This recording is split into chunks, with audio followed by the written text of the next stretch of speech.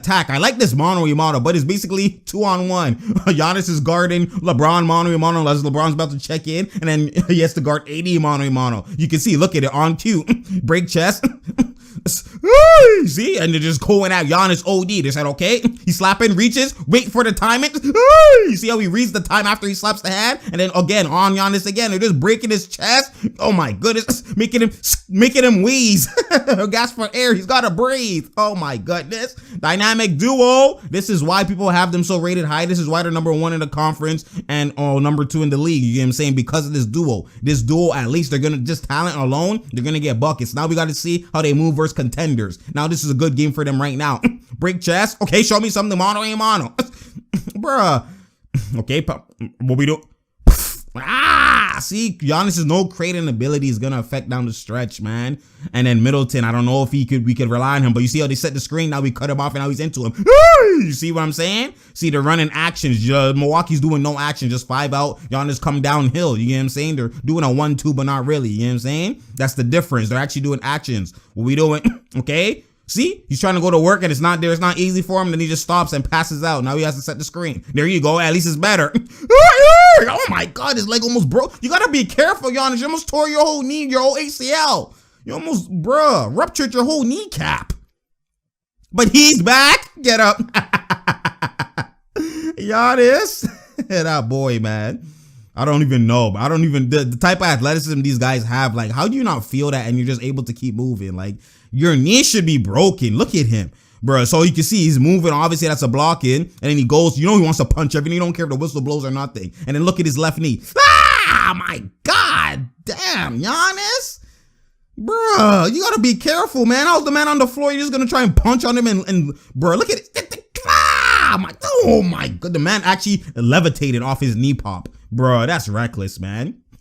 Bro. But then now down the stretch, you got to make these free throws. My goodness. See, that's the problem. Shooting is the key for this team, man. And I know the knees obviously limbering him a bit. You know what I mean? But we got to see. This is a Gerber. This mismatch. You already know is gift wrap. What we doing here? But in the gap. You see, this is the problem though. LeBron sometimes struggles. His whole career he's been struggling playing off ball. You see how they're reading it? LeBron should be able to play in the corner and spot up, but he's not a threat that much off ball. And he doesn't really know what to do off ball. And this is the skill set Kawhi, KD, all those other guys possess that LeBron doesn't really possess. So he has to curl to the ball and he has to come get it. You already know. Oh my goodness. Good block. DV. DV. What we doing here? Good pass. LeBron, you gotta pass it properly. Good defense, LeBron. Oh my God, fast break, you already know. That's auto blocking. Oh, he's like, yo, nigga, relax. Hey, yo, Bradley, come on, yo, relax. Bro, you gotta stop and then, yeah, lift me up. He's like, yeah, bro. At least he consoled him because you can't lift him up while you're falling. And I get up and I fall. That's a groin tear. You know what I'm saying? You gotta chill out. Chill out, bro. What we doing here? Bledsoe said it's the Bledsoe. If Bledsoe's not scoring in the paint, that man is lost, man. He's just running around all the time. The shooting is not his strength. Oh, you know what I'm saying? That's another weakness for the Milwaukee Bucks. But they also are missing George Hill. That's a key component. You know what I'm saying? What we doing here now? Marvin's on Braun. I don't know why they didn't put back Matthews in the game. Okay, Jan. I like this mismatch. I like this. That's how you. But he put his foot out. He didn't mean to, but obviously it affected the landing. That should have been a and one foul or whatever. And then they called foul. You already know. But yeah, obviously AD's cheese. He has every right to be frustrated. You know what I'm saying? Because he put his foot out. I landed on his foot. You can see he's cheese. Like, bro, come on now, man. God damn, Giannis. You gotta make these, but you can see he didn't do. You see the left leg? The left leg normally would be the extension, and they'll call flagrant if he extends the left leg because it's unnatural. But he just jumped and closed out, and you can see obviously his right foot landed, but it's more so AD's foot going forward. That's why I can see why they didn't call that. It's too late. I'm without help. Yeah, right on his feet. And let him know they're talking with Kane. You read Fitzgerald. So what we doing here, man? What we doing? Okay. Okay, mano. Oh, he slipped. He didn't have control of the ball. What we doing? He said, move, Danny, move, get out the way. Set that screen. That's that slip. Good take. Even though he missed, he's right there because he slipped. So that angle, that's hard to guard. 80 said he's a baby. Oh my God. If he's lazy, I got the rebound. Oh, mano, that's how we feel. What we doing? Break his chest. Oh, that's how you. My goodness. Giannis, said we on this? That's how you feel, boy? Okay, that's what I like to see. See, right there, he's done it sometimes. At least he's trying. That's one benefit I give him. At least he's trying. So maybe in the playoff time, he might be confident. It might be fine-tuned. And it might be grooving. But he's trying. He's still, even though he's missing at times, he's still trying. So right now, they're trying to do the screen. Go under the screen. My God, he caught you. My, bruh. That's how you... My goodness. 80. He's a baby. Don't sag off. Are you crazy? We do... Giannis, that's how you... Oh, he's trying. I rate it. Even though people are like, what's Giannis doing and whatever. Try. Don't shy away. Go under the screen, man. Okay, mano. Force him to shoot. There you go. See? That's what you got to give up. It's hit or miss. You get what I'm saying? You got to give it up. You can't give up the paint. What we doing here? Bruh. Giannis has the mismatch. There's Caruso on him. Read it. Middleton, you read it. Y'all go back to Bledsoe. This is not no damn miss.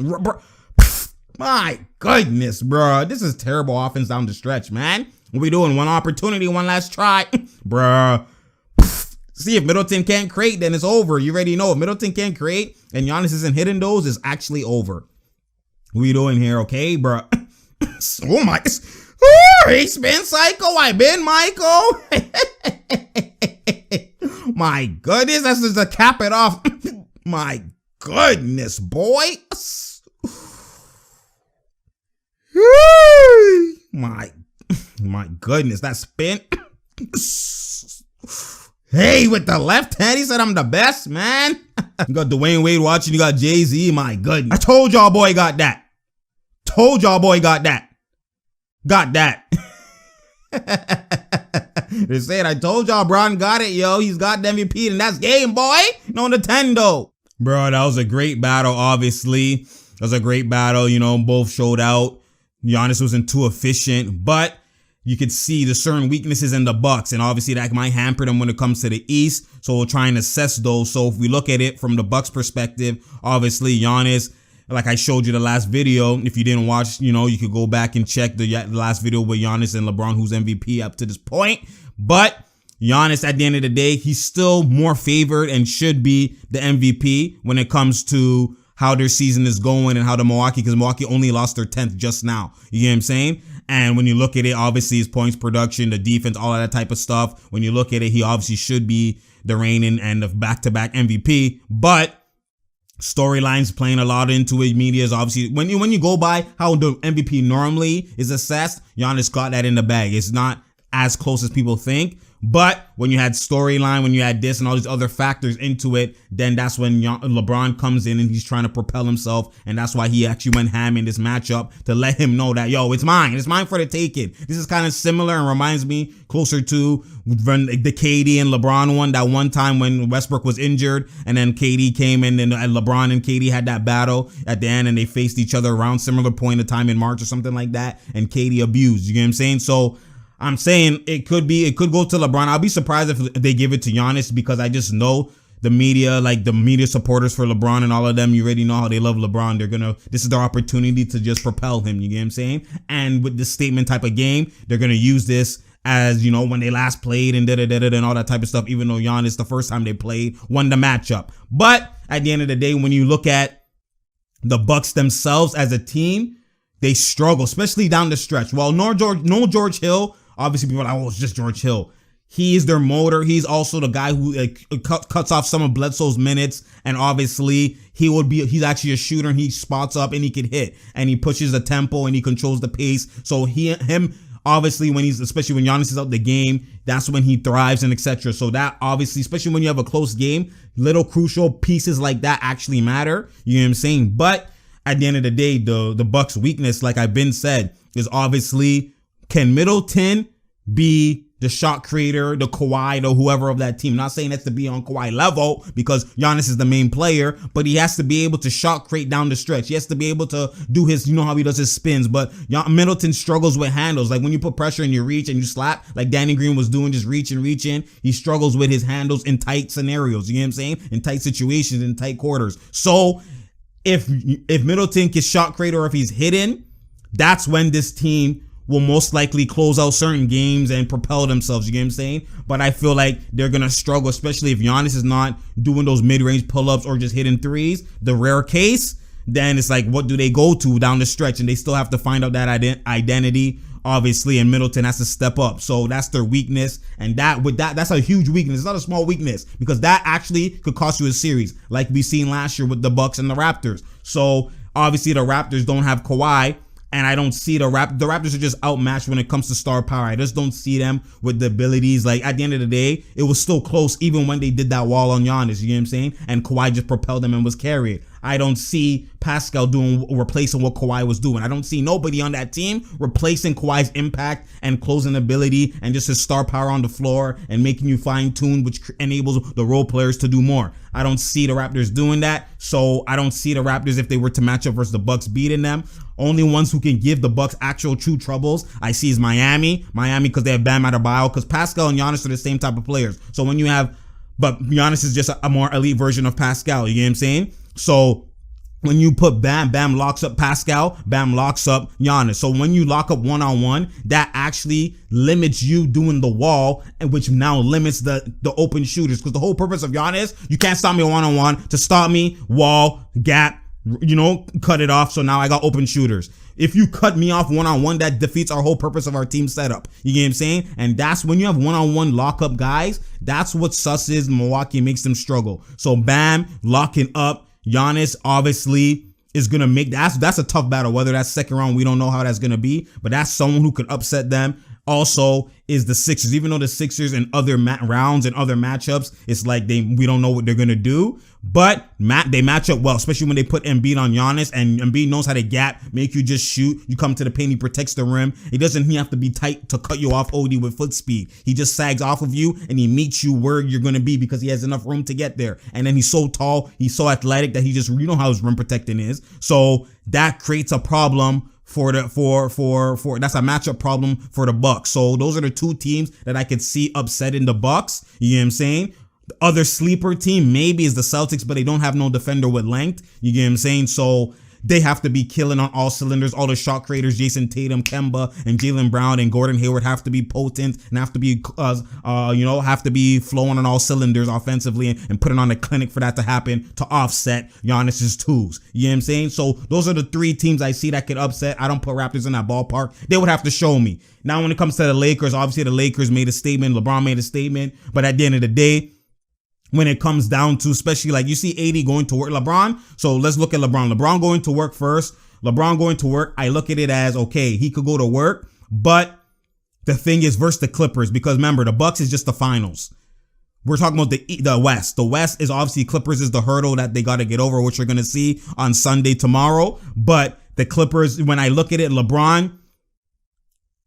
Matthews could lock up, but because he's smaller, he's 6'5", and LeBron is 6'9", he basically bodies him, and he has a little bit of more of a body on him. Obviously, Matthews can handle the girth and the chest-to-chest contact and etc., but he's just comfortable with the body up. So that's the thing. He's just a bit smaller, so it's like he still has an advantage. But when you cancel the advantage, when you have a guy like Kawhi or you have a guy like Paul George, athletically, they cut you off at angles or whatever. Even though Paul George might be more skinnier and more in the body, the length is there, both 6'9", because people underestimate Paul George's height. Both 6'9" with LeBron, he can cut him off. You have Morris, who has the girth, can cut him off. They have athleticism to read the angles, you get what I'm saying? And then that type of stuff. And then Kawhi, obviously, we know what he does. So it's like LeBron putting in that work. He has to straight those post fades. He has to do it at a high level, a high tier level. He has to do post fades and kill on the perimeter. If he's not doing that, especially because that's his weakness, if he's not doing that, it's hard for him to just go to the paint, because he doesn't, like what Kenny said, he makes LeBron, this team, Clippers team, makes LeBron look non-athletic because they just cancel his athleticism. You get what I'm saying? So when you look at it from that perspective, if LeBron goes to work, that's the way for them to beat the Clippers. I don't trust AD going to work. People say AD is the key. No, AD kind of goes to work when LeBron is going to work. He only goes to work when it's kind of like it's easy. It's like, remember when he's playing the Pelicans, all those big games, it's like he has babies on him or whatever the case is, like when he has Marvin Williams on him. But when you now have, because that's the thing, AD doesn't break chess. He doesn't AD's not the type of big where if you have a small guy on him, I'm going to bully him and break his chest. If I have a big guy on him, I'm going to use IQ and face up. So it's a hybrid. That's what Melo used to do. That's what other guys used to do at that 4 position. But AD is just, he's more so on the finesse side always. So he doesn't break chest. He always faces up regardless of who's there. Small guy, big guy, don't matter. So now you've seen him face up Marvin Williams, which he shouldn't be. He should be breaking his chest because Marvin Williams is more pinch, but he faces him up. And then what happens versus the Clippers? If he's facing him up, that's Paul George, 6'9" to 6'9" or 6'10" to 6'9". No really advantage. And when you face up, it's more so saying my athleticism is going to beat you. Because even though Marvin is smaller, he faces up, he's not as athletic as him, so he could blow by. You know why? You know what I'm saying? But when you're now facing the Clippers and you want to face up, you're saying my athleticism can beat yours. No, it's not. Paul George is athletic.